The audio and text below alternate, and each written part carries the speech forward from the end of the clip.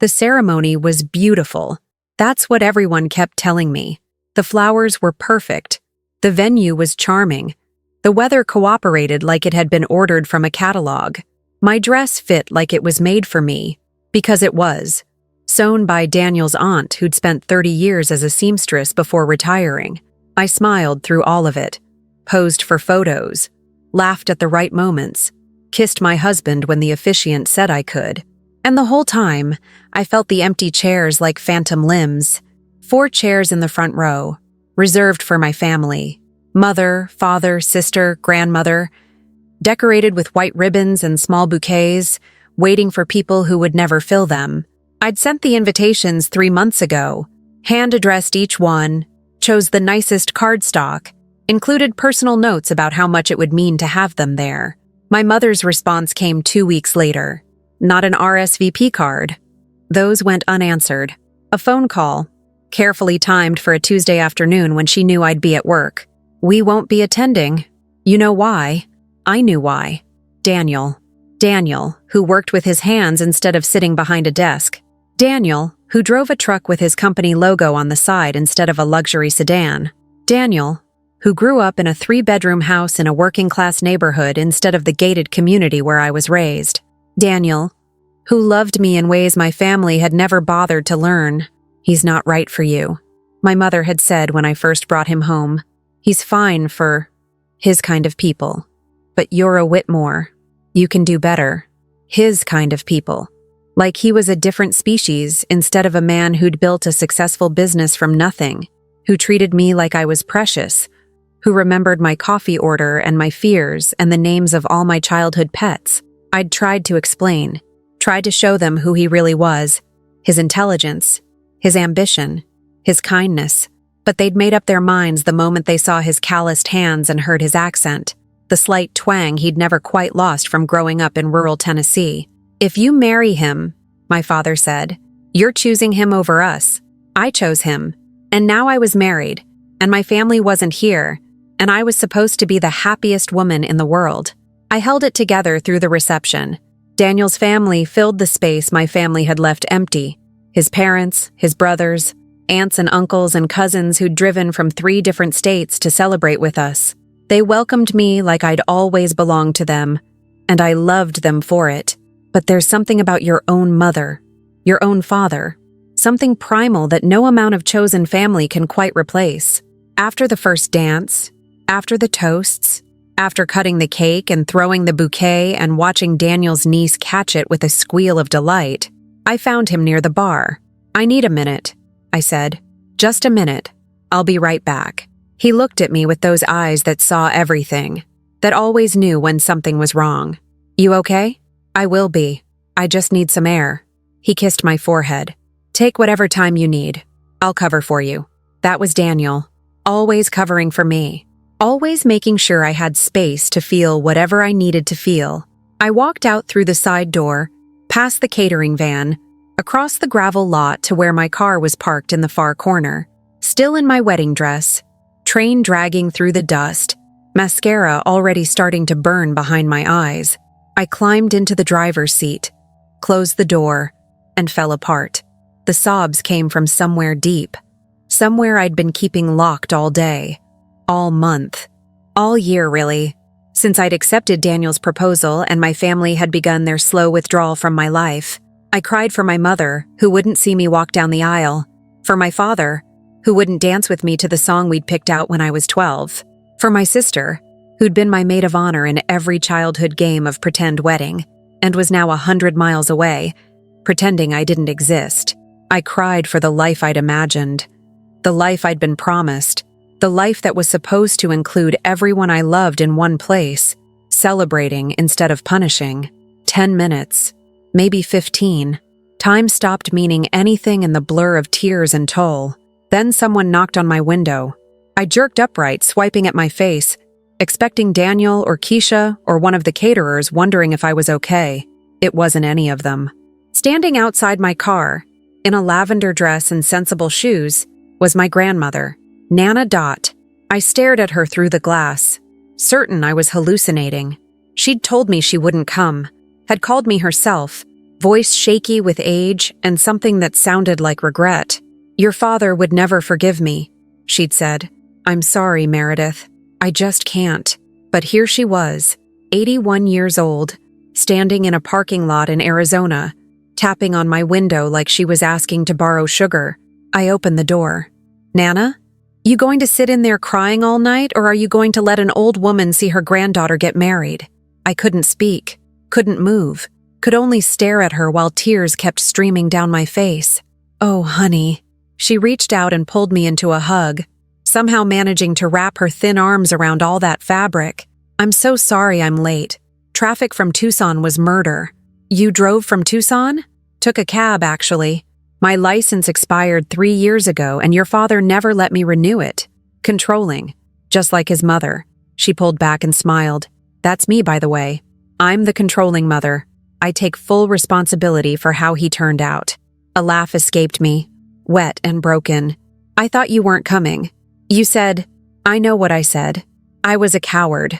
She cupped my face in her hands, the way she used to when I was small and had scraped my knee or lost a toy. "I let your father bully me into silence. I've been letting him do it for 40 years. But I sat at home today thinking about you getting married without a single person from your family there to witness it. And I couldn't do it, Meredith. I couldn't let you have that memory. Does Dad know you're here?" "He will when he sees the visa bill." Her eyes twinkled. "I'm 81 years old. What's he going to do, ground me?" I laughed again, and this time it felt real. "How did you even find me?" asked one of the waiters. "Nice young man." Said the bride went that way looking like she needed a good cry. She glanced around the parking lot. "Not the most glamorous spot for a breakdown, but I've seen worse. I'm getting dust on my dress. Dresses can be cleaned. Hearts are harder." She took my hand. "Now, do I get to meet this young man who's apparently not good enough for my granddaughter? He's inside. Nana. He's wonderful, he really is." "I know, honey. I've seen the way you talk about him, the way your eyes light up. I haven't seen you that happy since you were little." She squeezed my fingers. "That's all that matters. Not his job, not his family's money, not whatever ridiculous standards your father has invented. Just happiness. That's all any of us get in the end." We walked back to the reception together. I'd been gone maybe 20 minutes. Long enough for people to notice, apparently. Daniel was standing by the door when we came in, his face shifting from worry to confusion to something I couldn't quite read. "Daniel," I said, "this is my grandmother, Nana Dot." He looked at her, looked at me, looked at our joined hands. "I thought your family wasn't coming. Most of them aren't. But apparently my grandmother has a rebellious streak." Nana Dot extended her hand. "Dorothy Whitmore. I'd say I'm pleased to meet you, but that's not quite right. What I am is ashamed. Ashamed of my son. Ashamed of my family. Ashamed that it took me this long to do the right thing." Daniel shook her hand slowly, still processing. "You drove here? Today?" "Took a cab. And a plane before that. And another cab. The logistics were frankly exhausting, but I refused to let my granddaughter have a wedding without a single person from her family present." She looked up at him, barely reaching his shoulder. "I understand you're an electrician." "Yes, ma'am. I own a company. Small, but growing. Good. Honest work. More than I can say for my son, who shuffles money around and calls it a career." She patted his arm. "You seem like a decent man, Daniel. I hope you'll prove me right. I'll do my best.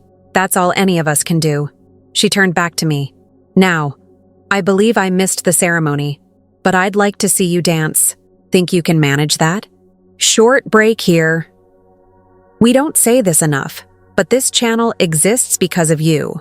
Your views, your comments, your shares. That's what keeps us going. And now, we've created something we're really proud of. A collection of original stories made just for this community.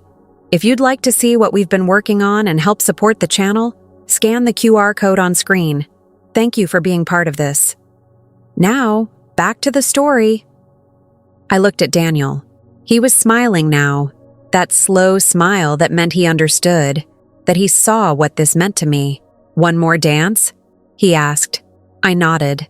The DJ had been packing up, but when Daniel whispered something to him, He started the music again, a slow song, not the one we'd planned, but something better, something that felt like healing. We danced in the middle of an empty floor, while Nana Dot watched from a chair at the head table, the only member of my family who'd loved me enough to show up. It wasn't what I'd imagined. It was better. Nana Dot stayed with us that night. We'd booked a honeymoon suite, but Daniel suggested we change the reservation, get 2 rooms instead so my grandmother wouldn't have to find a hotel at 10 o'clock at night. You sure? I asked him. It's our wedding night. We have the rest of our lives for wedding nights. You have one grandmother. He kissed me. Family first. Even the family that shows up late. That was the moment I knew, really knew, that I'd married the right man. The next morning, over breakfast in the hotel restaurant, Nana Dot told me the truth about my father. He was always like this, she said, stirring her coffee. Even as a boy. Had to be the best, have the best, associate with the best. I tried to teach him that character mattered more than status, but he had his father's ambition and none of his humility. Grandpa was ambitious? Grandpa was driven. There's a difference. He worked hard because he loved the work, not because he needed to prove anything to anyone. Your father works hard because he's terrified of being seen as ordinary. And Daniel is ordinary to him. Daniel is everything your father fears becoming. A man who works with his hands, who builds things, who doesn't need a fancy title to feel worthwhile. She shook her head. It's not about Daniel, honey. It's about your father's insecurities. Daniel just happens to trigger all of them. So what do I do? Just accept that my parents will never be part of my life? That's up to them. You've done everything you can. You invited them. You tried to include them. You gave them every opportunity to choose love over pride. They made their choice. She reached across the table and took my hand. Now you make yours.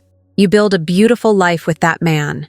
You have children and careers and adventures and everything you deserve. And maybe someday your parents will realize what they've lost. Or maybe they won't. Either way, you can't wait for them. You can only live. I thought about that a lot in the months that followed. Living. Really living. Without waiting for permission from people who would never give it. Daniel and I bought a house. Small. In a neighborhood my mother would have called transitional, but ours. We painted the walls ourselves, fixed the plumbing ourselves, built a garden in the backyard where I grew tomatoes, and he grew sunflowers because he said they reminded him of me. His family became my family. Sunday dinners at his parents' house, holidays with his brothers and their kids, phone calls with his mother who asked about my day, and actually listened to the answer. And Nana Dot called every week, sometimes more. How's my rebel granddaughter? She'd ask, and I'd tell her everything. The good days and the bad days, the fights and the makeups, the small victories and the lingering grief.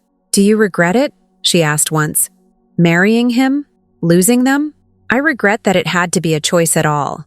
But no, I don't regret choosing Daniel. I never will. Good. Hold on to that. When the doubts come, and they will, hold on to that certainty. You made the right choice.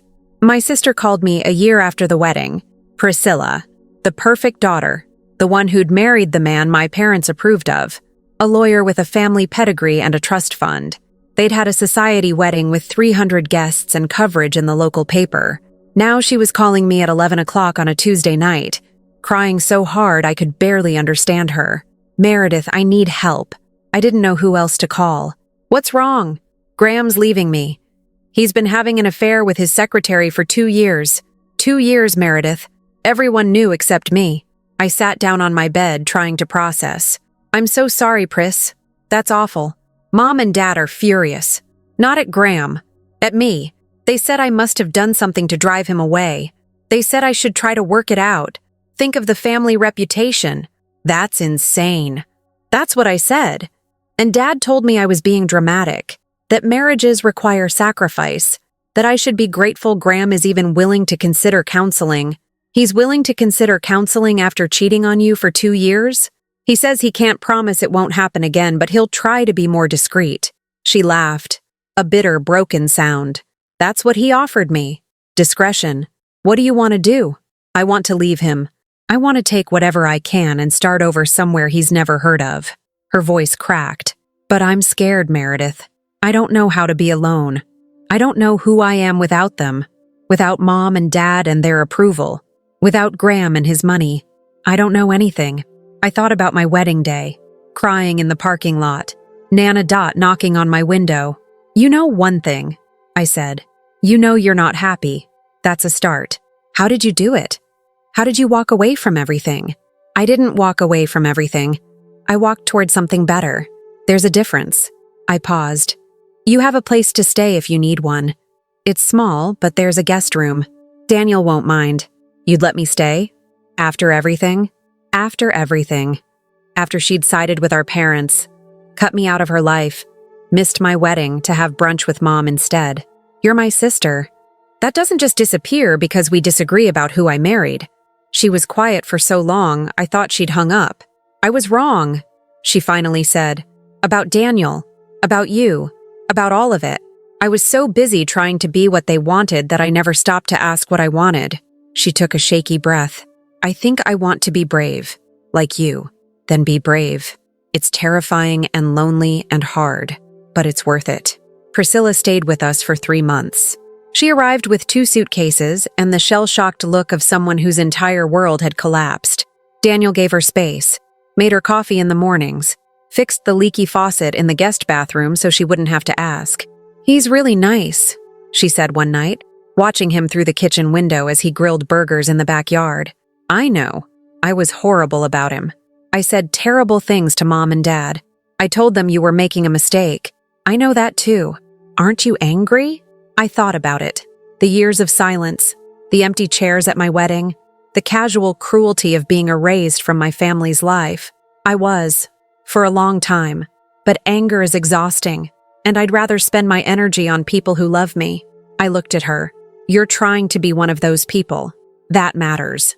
Priscilla divorced Graham, took a settlement that was less than she deserved because she just wanted it to be over. Started working at a nonprofit, her first job ever at 34, and discovered she actually liked having something that was hers. Our parents were appalled. 2 daughters, my mother reportedly said. 2 daughters and both of them determined to throw their lives away. But Nana Dot was proud. About time someone else in this family grew a spine, she told me on the phone. I was starting to think I'd be the only rebel until I died. She passed away 2 years later, peacefully, in her sleep. At the age of 83, I got the call from my father, the first time he'd spoken to me in 3 years. Your grandmother is gone. The funeral is Saturday. No condolences. No acknowledgement that I'd been close to her, that I'd visited her every month while they hadn't bothered. Just information, delivered like a weather report. I'll be there. Silence. Then, your mother thinks it would be best if you didn't bring your husband. Then my mother is going to be disappointed. I hung up before he could respond. The funeral was everything Nana Dot would have hated. Formal, expensive, full of people who barely knew her saying nice things they'd probably Googled that morning. My parents sat in the front row, accepting condolences like they'd been devoted children instead of neglectful ones. Daniel and I sat in the back. Priscilla joined us, sliding into the pew with a defiant look at our mother. If they say anything to you, she whispered, I'll handle it. They didn't say anything, didn't even look at us. We were ghosts at our own grandmother's funeral, invisible to the family that had raised us. But afterward, the lawyer pulled me aside. Ms. Whitmore, sorry, Mrs. Langford, your grandmother left specific instructions in her will.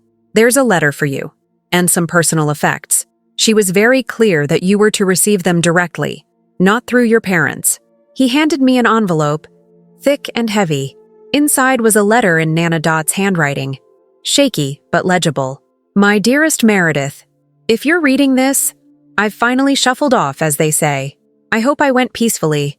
I hope you were happy when you got the news. Not happy I was dead, but happy knowing I'd lived a full life.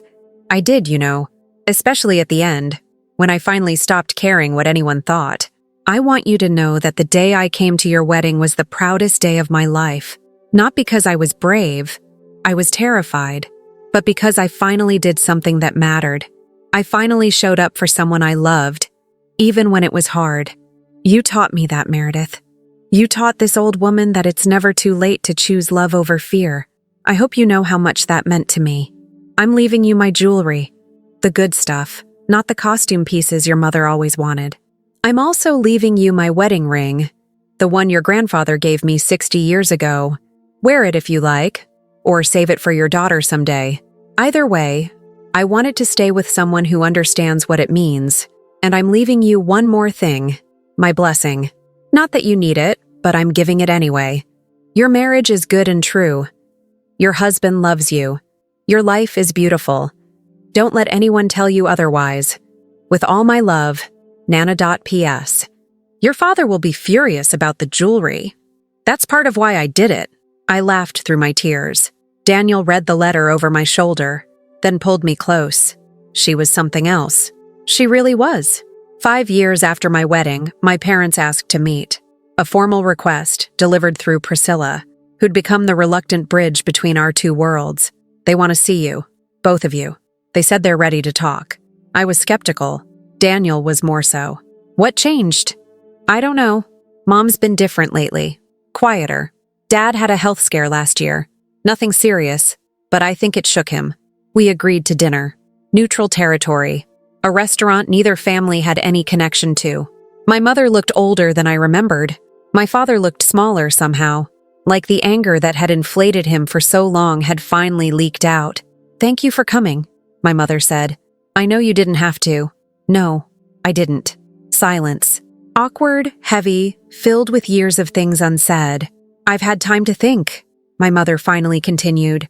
"About choices, about regrets, about what matters when you get to the end and start looking back." She glanced at my father. "We were wrong, Meredith. About Daniel. About you. About all of it." I waited. "We were so focused on what we thought your life should look like that we never stopped to see what it actually was. Happy, fulfilled, full of people who love you." She blinked rapidly. "We should have been part of that. We chose not to be. And I'm sorry." My father cleared his throat. "I'm sorry too. I know that's not enough. I know words can't undo what we did. But I want you to know that I see it now. I see him." He looked at Daniel. "You're a good man. Better than I gave you credit for." Daniel didn't respond immediately, just looked at them with those steady eyes that never flinched from the truth. "I appreciate that," he finally said. "But I'm not the one you need to apologize to. I knew who I was the whole time. Meredith's the one who spent years wondering if she'd made a mistake because her parents couldn't accept her happiness." My mother flinched. "You're right. You're absolutely right." She turned to me. "Meredith, I'm so sorry. For the wedding. For the silence. For every moment I should have been there and wasn't." I looked at her. My mother, who'd given me life and then spent years making me feel like I didn't deserve it. Who'd chosen pride over love, status over family, being right over being kind. "I don't know if I can forgive you," I said honestly. "Not yet. Maybe not ever. But I'm willing to try. Slowly. Carefully. With the understanding that you don't get to hurt me anymore. I understand. And Daniel is my family.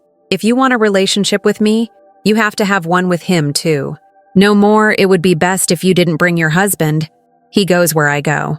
"Of course," my father spoke up. "We'd like that. Both of you. Whatever it takes." It's been 3 years since that dinner. The relationship is still complicated, still fragile. There are good days and bad days, moments of genuine connection, and moments when old patterns resurface, and I have to step back. But they try. My mother calls on birthdays now, sends cards, asks about my life like she actually wants to know. My father had Daniel over to help with some electrical work at the house. A small thing, but symbolic.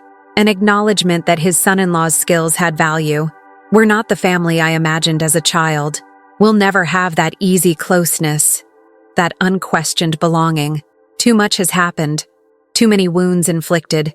Too many years lost to stubbornness and pride. But we have something. Something that's growing. Slowly. In the space where resentment used to live. Daniel and I have 2 kids now. A boy named Marcus, after his grandfather. A girl named Dorothy after mine. When Dorothy was born, my mother held her and started crying. "She has your grandmother's eyes," she said. I still have Nana Dot's letter. Still read it sometimes, when I need to remember what courage looks like. and I still wear her wedding ring. I think about that parking lot sometimes. The lowest moment of what should have been the happiest day of my life. And then the knock on the window. The face I never expected. The beginning of something that saved me. Nana Dot gave me a lot of things. But the biggest gift was showing up. Just showing up, when everyone else had decided I wasn't worth the trip. That's what family is supposed to be. Not perfect, not always present, but there when it matters most. I try to be that kind of family now. For Daniel, for our kids, for Priscilla, and for myself, the girl who cried in a parking lot, who needed someone to knock on her window and tell her she was enough. I was enough. I always was. It just took the right person to help me see it. Thank you so much for being here today. This community is the reason we keep creating, and we're so grateful for each and every one of you. If you'd like to support the channel, we have a collection of original stories waiting for you. Stories we've worked on for months and we're really proud of.